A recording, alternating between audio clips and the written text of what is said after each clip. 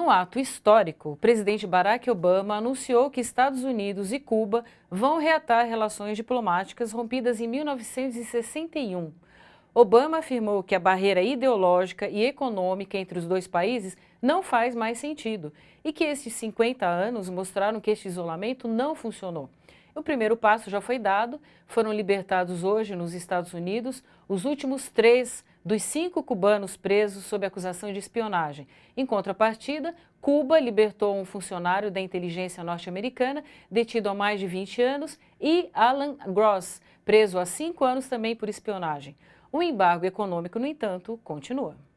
Alan Gross já chegou aos Estados Unidos. A prisão dele era considerada por Obama como um grande obstáculo na normalização das relações com Cuba. Também já voltaram para casa os 3 dos chamados 5 heróis cubanos que estavam presos na Flórida desde 1998, condenados depois de um longo e contestado julgamento. 2 já haviam sido libertados. As mudanças na relação entre Cuba e Estados Unidos foram anunciadas ao mesmo tempo nos dois países.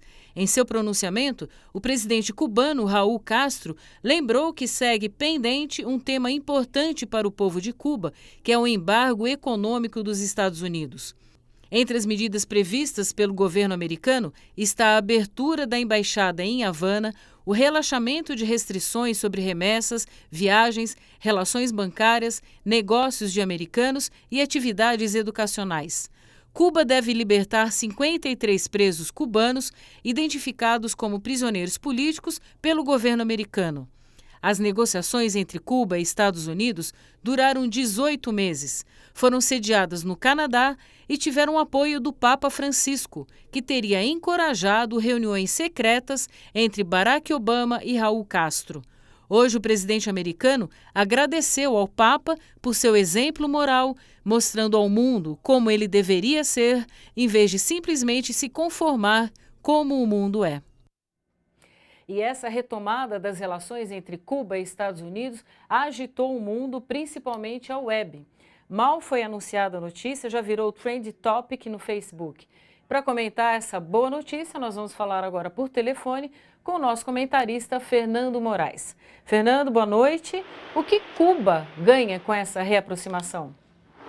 Boa noite. Eu, em primeiro lugar, acho que quem ganha com isso é a humanidade, são os amantes da paz, os inimigos da força bruta. É uma decisão histórica dos dois países, principalmente dos Estados Unidos, porque Cuba nunca rompeu relações com os Estados Unidos, e isso é o começo, na minha opinião, o começo de uma jornada que ainda tem chão pela frente, porque o fato dos Estados Unidos terem estabelecido relações diplomáticas com Cuba é extremamente saudável. Qualquer pessoa em qualquer lugar do mundo haverá de festejar isso, mas o bloqueio não acabou. O bloqueio não acabou, o bloqueio que vem felicitando o povo cubano há 53 anos não acabou, mas há uma perspectiva muito grande.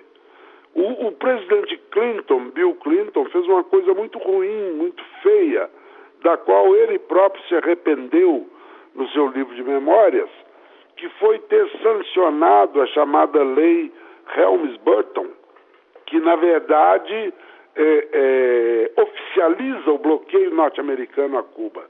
Com isso, ele transferiu para o Congresso americano e tirou das mãos do presidente da República o direito de acabar com o bloqueio. Tanto que agora ele vai ter que negociar com um dos congressos mais conservadores que os Estados Unidos tiveram nos últimos tempos para tentar a aprovação deles ao fim do bloqueio. Mas tem vantagens, tem grandes vantagens, além do espírito pacifista que moveu o presidente dos Estados Unidos, que é o seguinte: a partir de amanhã, qualquer cidadão americano pode fazer turismo em Cuba. Segundo a Organização Internacional do Turismo, Atualmente, Cuba recebe por ano 3 milhões de turistas. Eles previam que na hora que as viagens fossem liberadas, que esse número subiria para 9 milhões. Isso significa um aporte de 15 bilhões de dólares à economia de Cuba, o que significa 25% do PIB cubano já a partir de amanhã. E é necessário, é indispensável chamar a atenção nesse momento para uma outra coisa. Os brasileiros que passaram esses anos todos aí criticando o Lula e criticando a Dilma por causa do financiamento do Porto de Mariel, vão ter que engolir as críticas, porque agora o Brasil terá prioridade como parceiro de Cuba a disputar a 130 quilômetros de distância um dos maiores mercados do mundo, que é o mercado norte-americano.